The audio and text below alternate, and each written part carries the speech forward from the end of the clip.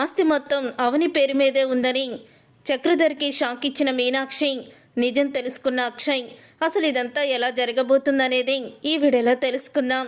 మీనాక్షి అయితే అంటూ ఉంటుంది అవనితో, అమ్మ అవని, మీరందరూ ఊరికి వెళ్తున్నారు, నేను భరత్ దగ్గరికి వెళ్ళిపోతానమ్మా అని అంటూ ఉంటే, అది కాదమ్మా, ఇప్పుడు మరో కొత్త సమస్య వచ్చింది అని అంటూ ఉంటుంది.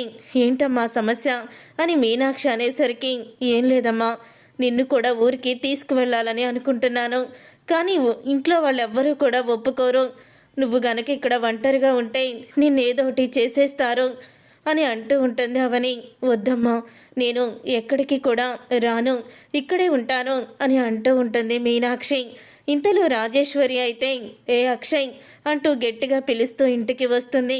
నా భర్తని జైలు నుంచి విడిపించనని చెప్పావు కదా, నా భర్త జైలు నుంచి విడుదలయ్యారు, ఇంటికి వచ్చారు అని రాజేశ్వరి అంటుంది. ఆ మాట విని పల్లవి ఎంతో ఆనందపడుతూ ఉంటుంది. ఆయన్ని బెయిల్ మీద నేను విడుదల చేయించుకున్నాను అని అంటూ ఉంటే, చూడత్తయ్య, ఆ దుర్మార్గుడు జైలు నుంచి విడుదలయ్యాడని నువ్వు ఆనందపడుతున్నావు, కానీ తను చేసిన పాపాలు ఊరికినే పోవు, కర్మగా మీకే చుట్టుకుంటాయి.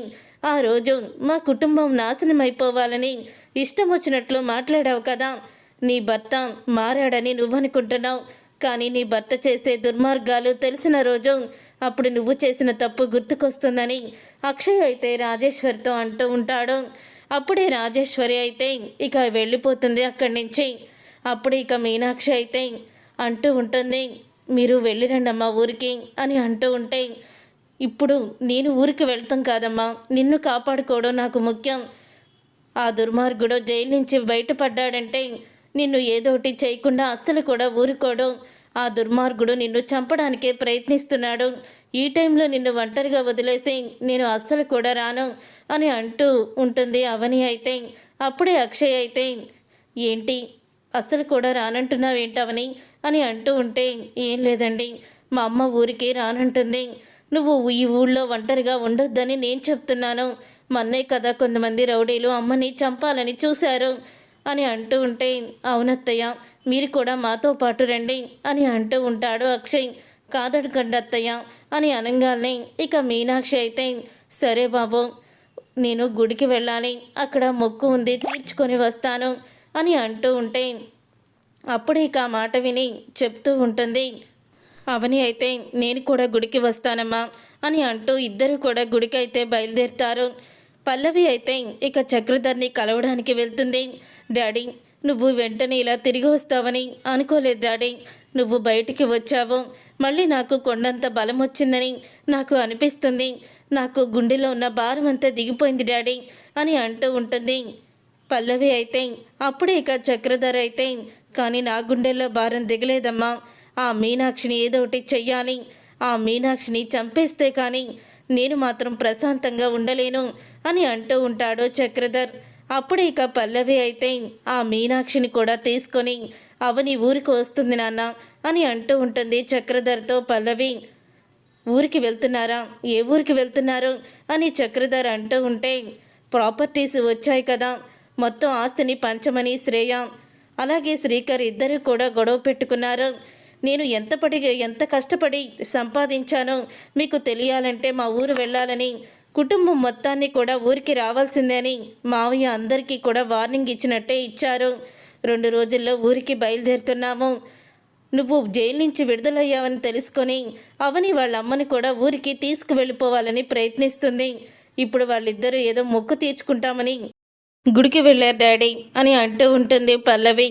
అప్పుడే ఇక చక్రధర్ పల్లవికి కూడా తెలియకుండా మీనాక్షితో మాట్లాడాలని చెప్పి ఇక చక్రధర్ అయితే అంటూ ఉంటాడు, సరే అమ్మా, నేను చాలా రోజుల నుంచి ఊళ్ళో లేను కదా, ఆఫీస్కి వెళ్ళాలి అని అంటూ బయలుదేరుతాడు చక్రధర్ అయితే.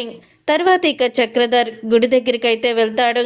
వెళ్ళిన తర్వాత అప్పుడే ఇక మీనాక్షి అవని ఇద్దరు కూడా నడుచుకుంటూ వస్తూ ఉంటారు. ఇక అక్షయ్ అయితే అటువైపుగా వాళ్ళిద్దరినీ కూడా తీసుకొద్దామని చెప్పి అతని కూడా అక్కడికి వస్తాడు. అప్పుడే చక్రధర్ అవని అక్షయ్ని ఆపుతాడు. ఆపిన తర్వాత అప్పుడే ఇక చక్రధర్ అంటూ ఉంటాడు, నన్ను జైల్లో పెట్టించావు, కానీ నేను ఎంత సులువుగా బయటికి వచ్చానో చూసావు కదా అని అంటూ ఉంటే, బెయిల్ మీదే నువ్వు బయటికి వచ్చావు, శాశ్వతంగా కాదు కదా అని అంటూ ఉంటుంది అవని. ఏదేమైనా బయటికి వచ్చానా లేదా అని అంటూ ఉంటాడు చక్రధర్. తరువాత అక్షయ్ అయితే వాళ్ళ మాటల్ని వింటూ ఉంటాడు. అప్పుడు ఇక అవని అయితే, చూడు, నువ్వు బయటికి వచ్చినంత మాత్రాన ఉత్తమవాడు అయిపోవు. రాజేశ్వర్ని పిన్నిని మభ్యపెట్టి మాయ చేసి మారిపోయానట్టు నటించి నువ్వు ఇప్పుడు కూడా మోసమే చేసావు కదా. నీ జీవితమే మోసం. ఛీ, ఇలాంటి బ్రతుకు బ్రతికే కన్నా చావడం మేలు నువ్వు అని అంటూ ఉంటుంది అవని. ఏ అవని, శృతి మించి మాట్లాడుతున్నావు అని అంటూ ఉంటే అప్పుడే మీనాక్షి అయితే, ఇలాంటి వాడితో మనకి గొడవలు ఎందుకమ్మా, ఈ నీచుడు బుద్ధి ఎప్పటికీ కూడా మారదు అని అంటూ ఉంటే అప్పుడే ఇక చక్రధర్ అయితే అంటూ ఉంటాడు, ఏ మీనాక్షి, నీ కూతురికి చెప్పు నాతో పెట్టుకోవద్దని, పెట్టుకుంటే సవాలే అయిపోతారు అని అంటూ ఉంటాడు. అప్పుడే చక్రధర్తో మీనాక్షి అంటూ ఉంటుంది, నా కూతురికి నేను ఎప్పుడూ చెప్తూనే ఉంటున్నాను నీలాంటి నీచుడితో ఎందుకమ్మా అని. కానీ పాపం అవని మాత్రం నన్ను మోసం చేసి మమ్మల్ని అనాథల్ని చేసి నువ్వు చేసిన పనికి ఎప్పుడు నీ మీద కక్ష తీర్చుకోవాలని అనుకుంటుంది. ఇప్పటి వరకు కూడా నా భర్త ఎవరో నేను నోరు తెరిచి చెప్పుకోలేకపోయాను, తన తండ్రి ఎవరో అది కూడా చెప్పుకోలేకపోతుంది. ఎందుకంటే నువ్వంత నీచుడు కాబట్టి.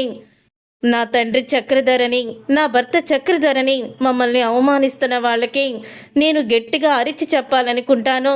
కానీ నీ నీచుడు గురించి ఎందుకులే, ఇలాంటి నీచుడు గురించి చెప్పుకోవడం ఎందుకని నోరు మూసుకొని ఉన్నాను అని అంటూ ఉంటుంది మీనాక్షి అయితే. అప్పుడు ఇక నీకు నేను కొన్ని సంతకాలు పెట్టి పేపర్స్ ఇచ్చాను, ఆ పేపర్స్ ఎక్కడున్నాయి అని అడుగుతూ ఉంటాడు చక్రధర్ అయితే. అప్పుడు ఇక ఆ మాట విని, ఓహో, ఆ పేపర్స్ గురించి వచ్చావా, అవి ఇప్పుడు నా దగ్గర లేవు అని అంటూ ఉంటుంది మీనాక్షి అయితే.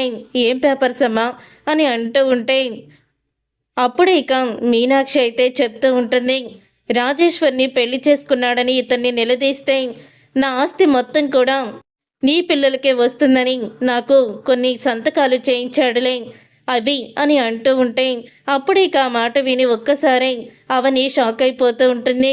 నిజంగానా, మనకి ఆ ప్రూఫ్స్ చాలమ్మా, ఇతడే నా కన్న తండ్రి అని చెప్పుకోవడానికి అని అంటూ ఉంటే అప్పుడే ఈ మాట విని చక్రధర్ అంటూ ఉంటాడు, నేను ముందే చెప్పాను కదా, మీరు నన్ను మోసం చేసి నా ఆస్తిని మొత్తం కొట్టేశారని, మీ అమ్మ నన్ను వలలో వేసుకుందని, మీ అమ్మ క్యారెక్టర్ మీద బురద కొడతానని చెప్పాను. ఎందుకంటే నేను తన మెడలో తాళి కట్టినట్టు సాక్ష్యమూ లేదు, ఆధారమూ లేదు అని అంటూ ఉంటే అప్పుడే మీనాక్షి అయితే, ఆధారం ఉంది, కానీ నీకు అంతకన్నా ముఖ్యమైన ఒక విషయం చెప్పాలి. నువ్వు ఆస్తి మొత్తం నా పిల్లల పేరు మీద రాసేసావు కదా, ఆ డాక్యుమెంట్స్ని ఎప్పుడో నేను అవని పేరు మీదకి రాసేశాను. ఇప్పుడు నీ ఆస్తి మొత్తానికి అసలు వారసురాలు నా కూతురే అని అంటూ నిజాన్ని బయట పెడుతుంది మీనాక్షి అయితే. అప్పుడే ఒక్కసారి చక్రధర్ అయితే షాక్ అయిపోతూ ఉంటాడు.